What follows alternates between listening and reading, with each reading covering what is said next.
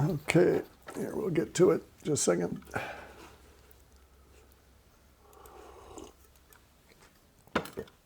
Okay. If you haven't watched, or if you don't, okay, sorry about that. All right, this is about the wooble. I alluded to it and explained a little bit of it the other day in the Pulse of the Woo video. And I've discussed some aspects of it way back when in another video about the little bloop theory.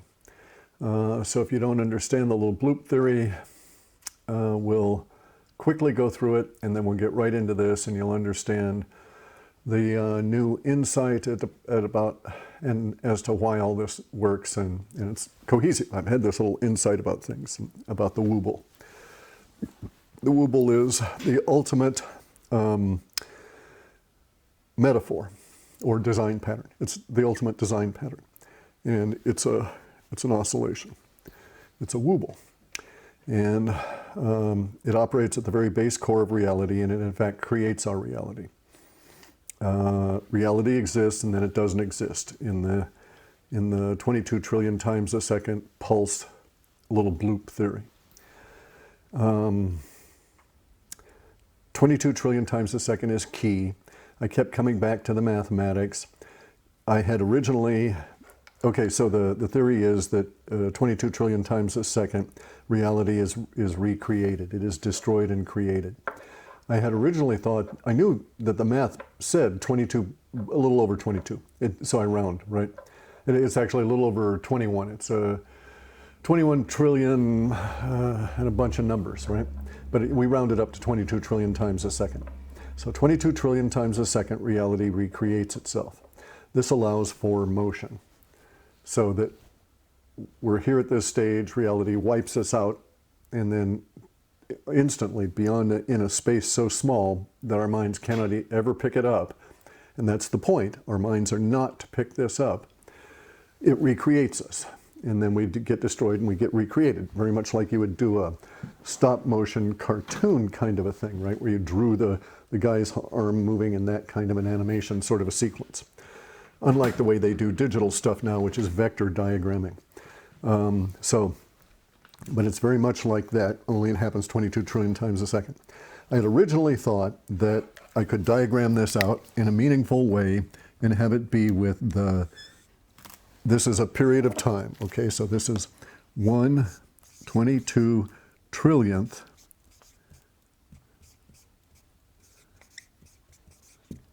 of a second. And I had originally thought that it could be that this pulse thing could be meaningfully recreated and diagrammically, graphemically represented in this fashion like this, which is to say, showing the gap, okay? And there's a problem with that conceptually. And the problem comes down to it when you get into the gap, you have a tendency to think of it, and I did too, as the gap being necessarily of an equal duration as the pulse. And so this is a flash of reality, this is reality not existing, this is a flash of reality again. And so if you do that fast enough, we can't tell the difference. If you do it only 60 frames a second, we get Google-eyed and get the emotion of people captured at that frame rate in a movie, and we think it's near real, and it actually gets us to suspend disbelief, and for the period of time of that movie, we're immersed in that world. So we think it's real at that stage, right? At a perceptive consciousness level, not a deep existtive consciousness level. Anyway, though, so the problem with this way of diagramming it is that one tends to conceive of the gap as being the same size as the flash. I knew that 22 trillion times a second was valid, but I could not work my calculations, my mental modeling around the idea that it would actually be 44 trillionths of a second, because there would be a necessary pause, or a pause in the pulse. And here's the wacky part of it, okay? I was right on both counts. and wrong on, because the 44 trillion never, the math did not work. The thing was 22 trillion, and it's 3 times and an order of magnitude higher than Avogadro's number for a lot of different reasons. I won't go into it. It has to do with the number of hydrogen ions you can fit into a tetrahedron of a specific size. So the 44 trillion did not work. And so I thought, gnawed on it for years and years and years. And then I started reading Boscovich, which I'll show you the new version of Boscovich in a minute. And started thinking about things, and then I came back to this and thinking about things, and over the years I finally came to an understanding, all right? And basically here is the understanding, that there is no time. So at the point that the universe is, or the materium is destroyed 22 trillion times a second, at that point of destruction, time ceases to exist, and all we have is the pause, the gap, which has no duration. And so it is meaningful to map it out graphically this way, and I'll show you why, okay, with some indicating some kind of a non-linear interruption in the pulse, so that we get the idea that this actually is a pulse of reality, a flash of reality. But we need to be very careful because the pause has no duration. And this is the really wacky part to get into, and I won't bore you with that part of it today because it's not pertinent to what I want to discuss. So what I'm going to do is I'm going to lay out for you an explanation, not a description, but an explanation of why magnetism exists in our materium the way it does, and why light exists in our materium the way it does, and why all energy, all motion, all waves, everything exist as they do in the materium. And it relates to how the materium is recreated within each and every one of these bursts at 22 trillion times a second. And so now what I'm going to do is I'm going to do one of these kind of things, right? Where we have a bigger version of one of these. And so this is sort of like our little comic book version of this. And so what I'm going to do is I'm going to illustrate this because it's necessary for us to, I'll put it lower down, to have some kind of a mental model. And so this up here is just our magnified view of one of these 122 trillion times of a second episodes of reality. Okay, and this is, okay, so anybody who doesn't grasp what we're talking about in terms of its discipline, in terms of human thinking, we're basically talking about the physics of everything, right? This is the model of everything. How does reality emerge from non-reality, which is that gap there, and what does it mean to us, and what can we do with it, right? Because we like doing things with, as humans, we like hacking stuff. We like doing things. So anyway, so this is 1/22 trillionth of a second. Now, if you go and look at Ken Wheeler, Theoria Apophasis on YouTube, he has really good videos both describing and explaining magnetism, okay? I'm going to tell you why magnetism exists. He tells you how it exists, all right, as part of this dielectric plane and the etheric fields and so on, right? And so he describes that, so it's worthwhile to go and listen to those. But here's why it exists. All of universe, as Tesla tells you, and Ken Wheeler tells you, and I'm telling you, all of universe is held together by magnetism. Boscovich also tells you this, okay? Boscovich tells you in great detail. I'm going to grab his book now. Hang on.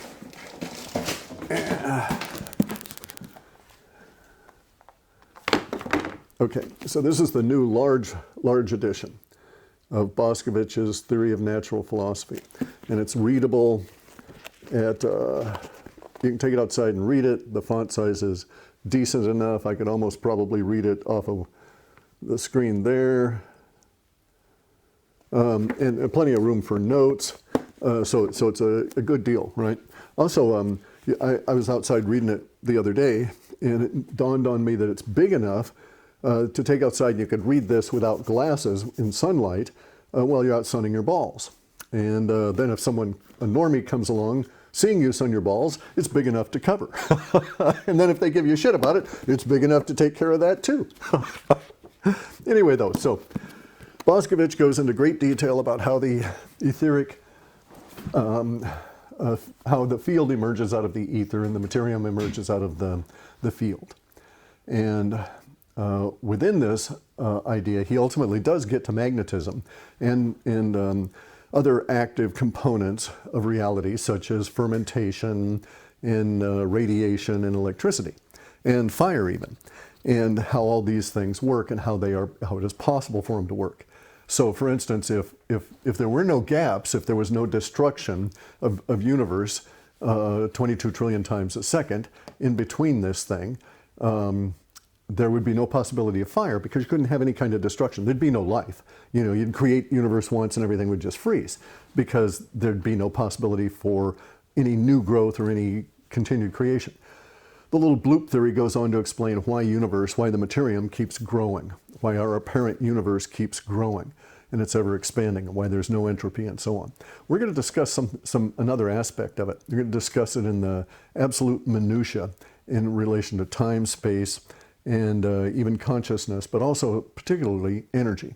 So a lot of this arises out of my thinking about magnetism and how to make a solid state electric vacuum, so to speak, not a vacuum machine for vacuuming up dust, but a machine for converting magnetism directly into electricity, right? Sort of like a photovoltaic that you could put a magnet next to and you just pull electricity straight out of. There's no moving parts, any of that sort of thing. And in order for that to occur, you have to understand at a very deep level what we think of as impulse of magnetism. So now, here's an understanding. Before we get into this, I need to explain that there's really only two forces in universe, okay? There's pulse and there's wave. And I'm going to explain to you how both of these exist. Now, we humans think there's a third force, and we call that third force impulse. And we think we've defined it differently than pulse. And for our intentions, a pulse is something that I've been describing. Reality exists and then it doesn't, and then reality exists and then it doesn't, and then reality exists and then it doesn't. It pulses, right? That's the wooble, the oscillation. However, because we can't conceive of, because we cannot ascertain, we can conceive of them, but we cannot ascertain, we cannot perceive directly in any way, shape, or form the pauses in between the pulse, right? So we can't see, we can't participate in the pause. The pause is part of the meditation. We call it the void in Zazen. And it does some serious stuff on your mind when you try and live in there, when you try and reach there. But because our human minds, in the general sense of the day, walking around, do not have any perception of the pause, we see all of this as an impulse. That is to say, there's no pausing in there, there's just pulse, impulse. It doesn't stop. And so we think there's a third kind of a force. And we see magnetism as an impulse. And we see such things as alternating electricity as a pulse. First this way, then that way. And then we see things like light as a wave, or waves of force through the water. Now, all of the kinds of motion that we see in our reality, everything from motion created by fermentation, by combustion in all forms, from fire to making steam, to burning gas, to rockets, everything derives from the pulse.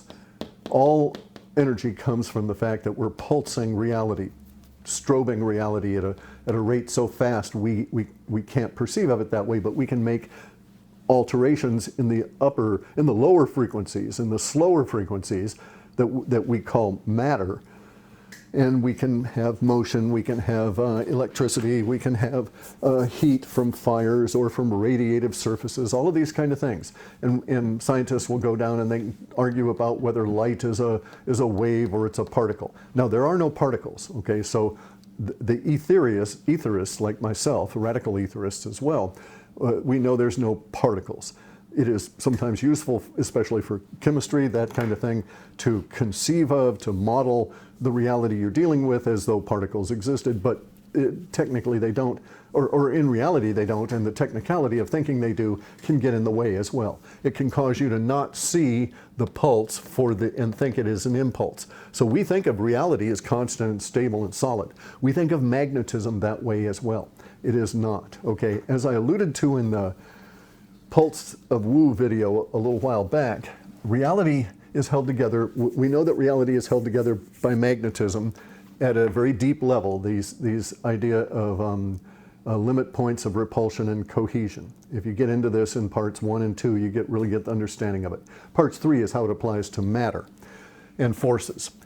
So anyway, so you get into this idea and you understand that everything is magnetism. That what we think of as atoms and electrons and so on really is just the dynamic of charge. And so this explains why this model here, I'm going to explain why there is charge and light and all of that. It's relatively simple once you've worked through all of the bullshit that gets into the way of the understanding. Okay, so the reality is a pulse. Happens so fast we can't conceive of it, but you can think of it as like a spark plug firing 22 trillion times a second. Every time it fires, reality has to be recreated. When the pulse recreates reality, it does so through the mechanism that we describe and call magnetism.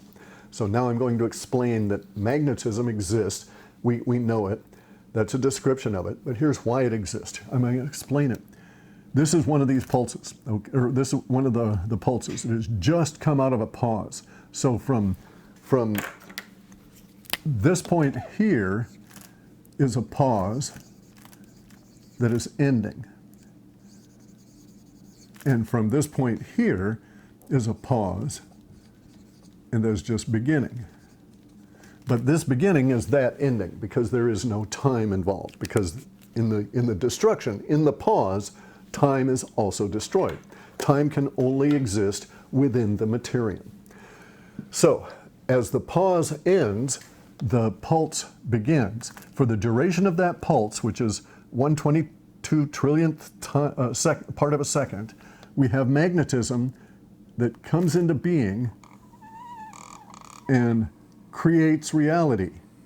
And then as we get towards the pause, bear in mind this is 1/22 trillionth of a second. This is really fucking tiny in terms of time. But as the magnetism comes in, so this is the attractive force, right? This is the A side of magnetism, the attractive force.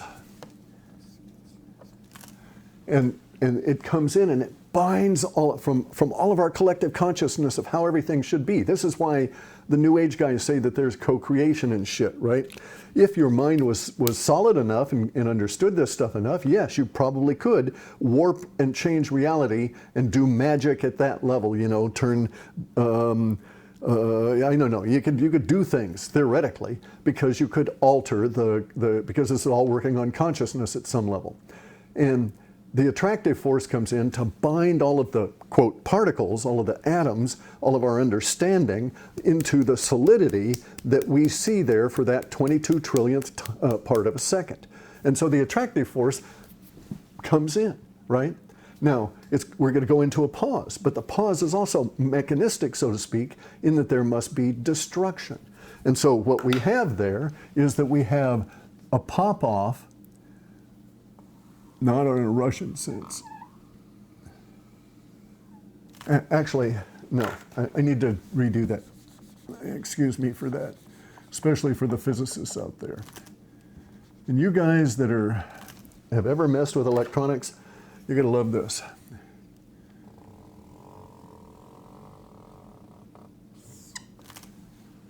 Okay, so this is the actual description. This is an explanation of how magnetism exists. because when the pulse comes in, this is the repulsive force. The repulsive force blows apart, so to speak, atoms which don't really exist, but I've got to use these kind of words and it really annoys me. That's my annoyed about this face. But nonetheless, this is really exciting, guys, because this is how magnetism exists. And this is why we see it as an impulse without pause, because it's happening so fast that this attractive force continuously is pulsing out, as is the repulsive force. And of course, the repulsive force is necessarily has to end because there's no any fucking thing after in the pause. And when it ends, so it's sharp. And so if you've ever looked at an oscilloscope, you're going to start recognizing some particular kinds of patterns that you're seeing right in front of your eyes. You could also invert this. It may make it, just sort of hang it from the pulse, and it may make it look a little bit better. But nonetheless, we are looking here at what creates impulse in terms of the attractive and repulsive forces of magnetism, and why we think they're continuous, and why we think they're continuously flooding, why we think that there's no pauses in there. And this also accounts for waves, because, hey guys, guess what? This is happening 22 trillion times a second, and it is pulsing at us, right? I need some really other brighter colors, and I don't have them, but so it's pulsing at us. And so every time it snaps into reality, we get this effect here that's like a wave. And that's why waves exist as a form of motion. They don't really, because there's only the pulse. Everything comes from it. We perceive waves from this shape of magnetism coming in and dying within that 22 trillionth time of a second. And then we perceive the impulse from the fact that these pulses are continuous at 22 trillion times a second. And there you go. There's the secret of reality. This is what all of the secret societies have been carrying forward. This is what all of the descriptions of the really deep stuff at like Göbekli Tepe and Angkor Wat, and I don't know about the pyramids, but I think it's just much more of a power center. But nonetheless, a lot of this information they try to hide it in the symbolism. Boaz and Joachim, for the Freemasons out there, right? Boaz and Joachim, the female and the male, the attractive and the repulsive, right? The feeling and the desire. So we keep metaphorizing, rediscovering this design pattern, and here it is. Here's basically the secret of everything. This is how reality exists. This is why all of this stuff happens. We can do things with this. For instance, light, the really cool part of this, light comes from this point right there. So that is where light originates. This is where the dielectric plane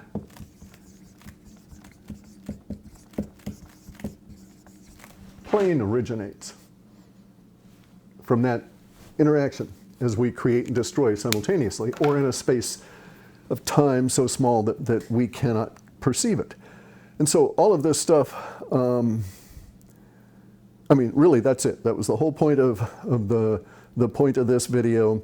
I'm going to probably shut it down and upload it, and then I need another video just to talk about the UFOs and the other kind of trash, right? This is the wooble. It needs to stand on its own. Anybody that's ever thought deeply about physics can see what I'm trying to get across here. The metaphor of reality is drawn from this, from existence, non-existence, from attraction, repulsion. We get this binary thing that goes all throughout universe, this oscillation, which is called the wooble. Mahalo, with respect. Now, I do those I'll end this right after this. I do those kind of things, right? Mahalo, live long and prosper, and mahalo, in order to become, or in order to provide a base of emblems. Because if we don't, we end up with these emblematic fuckers that squirrel it all away in secret societies and try and make the emblems themselves the thing, and everybody fights and squabbles about the emblems, and we get into all of this symbology kind of shit that is meaningful, it helps carry forward knowledge, but it is also obscuring, it causes all kinds of emotional problems, and doesn't contribute to the advancement of that knowledge to where we need to go with it. Now, I'm going to go ahead and do all kinds of stuff with this understanding now that I know, because now I can see where it will be possible to extract active electricity from this point here once we can dial in on it within the relationship here. Now, bear in mind, we don't have to get down to this level of sensing, right? We don't have to sense reality recreating itself at that level in order to extract direct electricity from the dielectric plane, now that we understand that it's this crossing of the same force in two different aspects, because this is basically the same force. One is spinning one direction, one is spinning the other direction. That cross spin right there is where we'll extract our electricity at a solid state level. And then one other thing here, and I'll shut this off and make another video. The other thing is that it has occurred to me as a result of thinking about this, that those people that are investigating rodent coils may want to think about this idea, that the coils are basically big donuts, right? And the wires are spun around the donut, and so that you get a sort of a fat donut effect. And it occurred to me, and they've tried doing things, spinning magnets, and I mean, you can get all kinds of energy production and weird effects, but so far we haven't had anything that was sustaining, that was the basis for any kind of an actual device from that. But it occurred to me as a result of thinking about this, that it might be possible to take that really insightful bit of the rodent math and redo the coils. It's going to be a bitch, guys, and I'm not going to do it. Okay, I've done one or two of those things, and they're terrible to do the weaving, as you will understand. But here's what I'm going to suggest. I'm going to suggest that you do two of them. And this is the only reason I can, because I can't describe the math for it now, but what you're going to want to do, in my way of thinking, is to take a section of a rodent coil and have another rodent coil that interweaves with it here, such that these interweavings cross each other like the double helix in DNA, so that you have one crossing to the left and one crossing to the right within this area right here. If that were separated, this is my thinking, it probably won't come to anything at all, but I'm just going to toss it out there. If you were to take away the rest of the rodent coil and simply put in a rotating magnet in between there, should be able to get all kinds of juice out of it, because you should be able to create two multi-phase circuits that were counter-opposing and should do away with the resistance, with the electrical drag of each other. So it's sort of like induction coils that are in the inverse of each other, and interwoven that way. Anyway, just an idea. But pay attention to this. That you can do things with this, I'm very sure. Anyway, I'm going to make another just for shits and giggles video here.